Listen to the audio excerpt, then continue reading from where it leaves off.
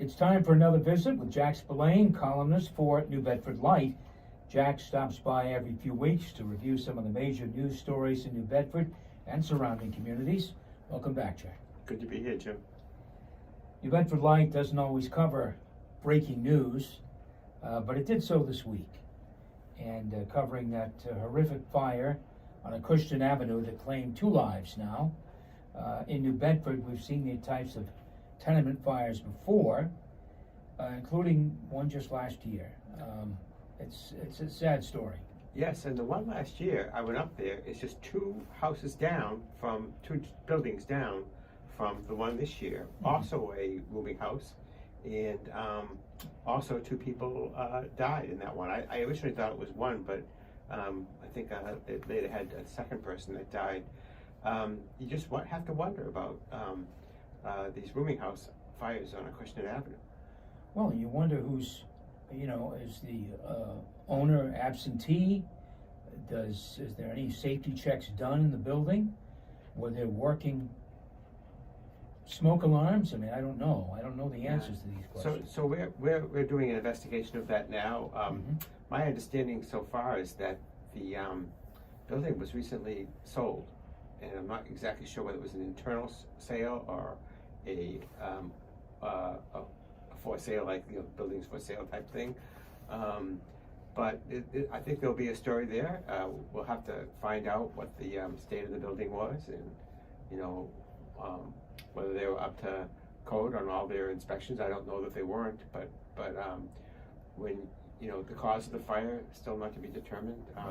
I would like to say that this was also a very distinctive Victorian type building with turrets. It was, yeah. A big loss to the historic streetscape. I mean, according to the people who were displaced, and I haven't read an exact number on that, maybe you have that number, but the city is assisting them. Various agencies in the city are assisting them. The mayor said the city would do all it can to help these folks. Salvation Army, I guess the Interchurch Council is doing some things as well. Do you have any insight on that? I've heard a couple of numbers, 31 units and 27 occupied, and I've heard that 21 people they have found, this is as of yesterday, which would be earlier in the week, they had found housing for 21 of them, which was very encouraging to hear. Yeah.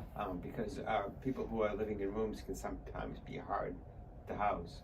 Yeah, and they were probably going to need a lot of help. Their belongings were probably destroyed in this fire, which was a pretty massive fire. And from all accounts, the building went up very quickly. Really was fully engulfed by the time the fire department was there. You wrote a column recently, Jack, about a Greater New Bedford Voc-Tech student who had made some great strides at the school, but likely would not have got into the school under the new admission plan the school had adopted. Tell us the story. Yeah, so the situation at the Voc-Tech is increasingly untenable, I think. They are under orders from the State Department of Elementary and Secondary Education to change their admissions policy. They've been experimenting the last few years, and last year, for the first time, they went back to allowing a lottery for 65 kids. Not going back to it, they did a lottery for 65 of the 565 students. And this kid who had C's and D's, a poor attendance record, but was interested in working with his hands, and particularly in automotive-related type industries, was able to get in. And since then, he has raised his grades to C's and B's, which is not the best in the world, but certainly better than D's and F's. And he has raised his attendance. So traditionally, you and I remember when Voc-Techs were meant for kids like this.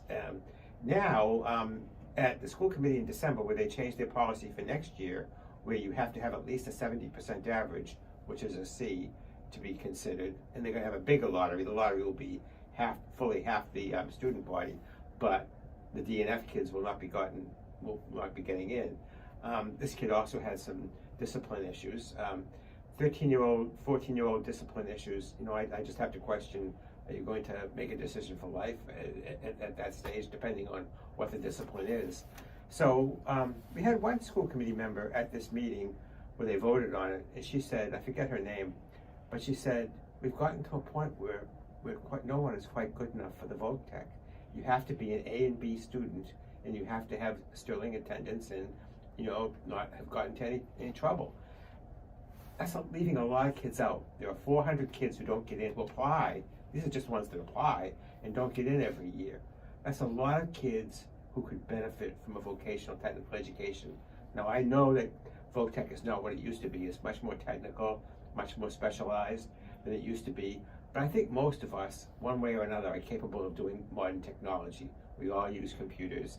I just think having a vocational educational school where so many kids are not eligible is not a tenable situation. And they all end up back at the academic high school, many of them not interested in that. So I think that this has been an issue with the city council. I think those who have proposed, the council has declined 2 of the mayor's nominees who supported a full lottery system, which there is now a civil rights complaint against 7 or 8 vocational schools, including Greater New Bedford Voc-Tech, to open up their admissions. I just think we need to take a hard look. This is not a private school. This is public education, and it was founded for kids that wanted this kind of an education.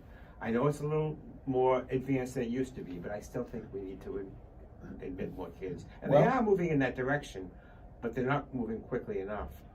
I've always thought if Voc-Tech isn't going to change its recruitment and admissions policies to allow for kids like the youngster you mentioned to get in, then really we should have another vocational high school. Well, I have recommended that for years. And I agree with you. The problem is, I think if New Bedford ran 2 vocational technical schools and a smaller academic high school, there are a lot of cities the size of New Bedford that run 3 high schools. They run 3 middle schools. I don't know why they couldn't. The mayor has said to me that that's a very expensive proposition, Jack. We still have 8 elementary schools in the city that are 100 years old. They've been slowly trying to consolidate them and rebuild them. Building a new vocational high school. Vocational high schools are more expensive to build than academic high schools. It would require state legislation. It would be a big lift. You're talking about 10, 12 years before you can even get it up and going, even if there was the political interest. Yeah. I'm talking about these kids who are not being educated now.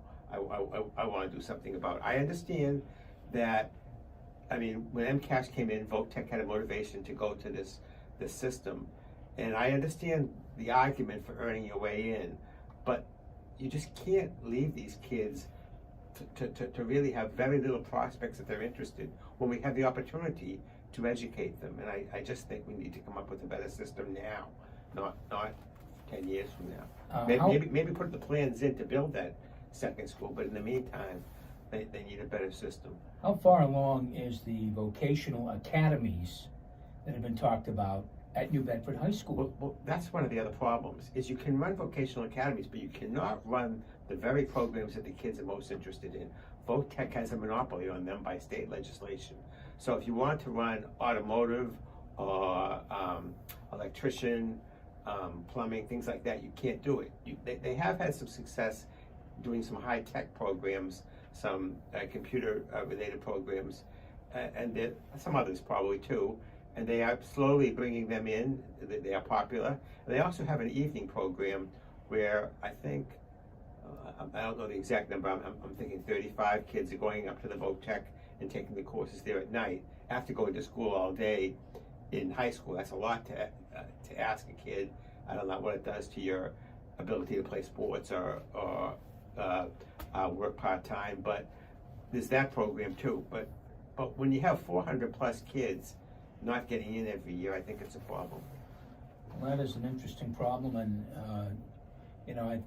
I really think we need another school, almost to the point of becoming a bigger priority than replacing some of these elementary schools. I get the elementary school argument, but we are leaving kids on the vine here who want to do something else, probably can do something else, and they've got no place to go. Yeah, I think you have a point. They may need to think out of the box as to how to solve this. The problem with the older elementary schools is that some of them don't have aren't equipped for the technology that they need now. But if you think about what critical problem can we solve now, it might be the vocational school.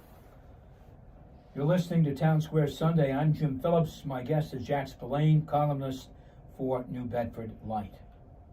Your friends at the City Council, Jack, recently passed 3 non-binding ballot questions asking city residents what they feel about rent stabilization, the 4-year term for mayor, whether to repeal the Community Preservation Act.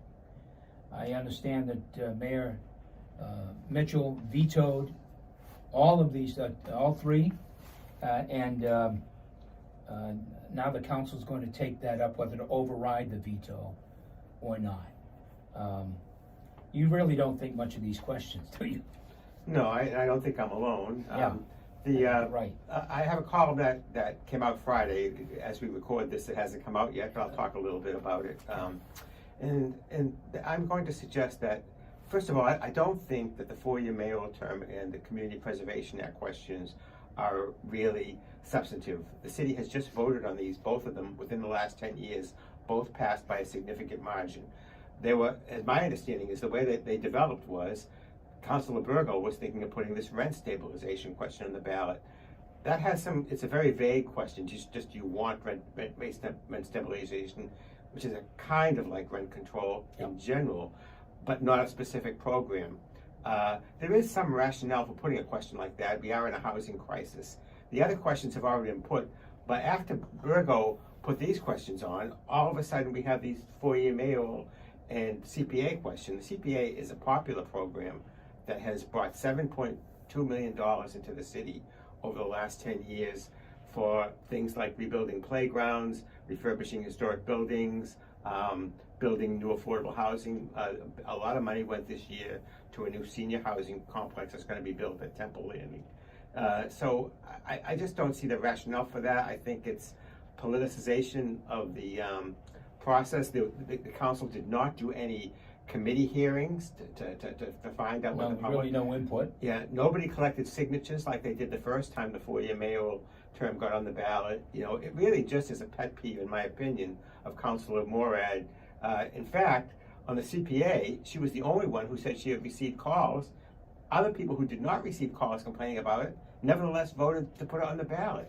That to me is the council president. That to me is the council voting as one for the sake of unity that I don't think that people expect. You can disagree with your fellow councilors, and they think they have more power against the mayor, I think, by voting as one. But you can disagree with your fellow councilors and represent your constituents, who is really who you represent, and still get along with them. So I have a dim view of these ballot questions, I do. What's the harm in letting the voters express their feelings on these issues? I think the harm is that and the CPA question is worded in a very technical manner that people may not even know exactly what they're voting on.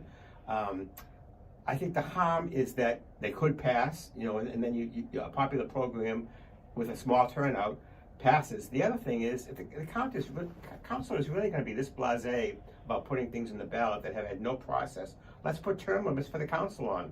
Let's put the council pay raises that they just granted and refuse to reduce to from 25% to 10%, as the mayor suggested. I mean, they say we need to hear from the public. Well, there's a lot of things we could hear from the public. Councilor Morad says she hears a lot of talk about 4-year mayoral term. I hear equally much about the term limits for the council. Body cameras for police officers. Should we reform the Voc-Tech admission process? You could put all kinds of things on the ballot. I mean, the ballot to me should be reserved for things like last year we had the commuter rail. You had to do that to start it. We have a renting crisis. Maybe there should be some kind of a specific question, not necessarily the one Councilor Burgo has proposed, but 3 questions at once with no public hearings, just voted like that. Nobody getting many complaints. I have a hard time swallowing it. We have about a minute. Term limits for city councilors. You come up with that?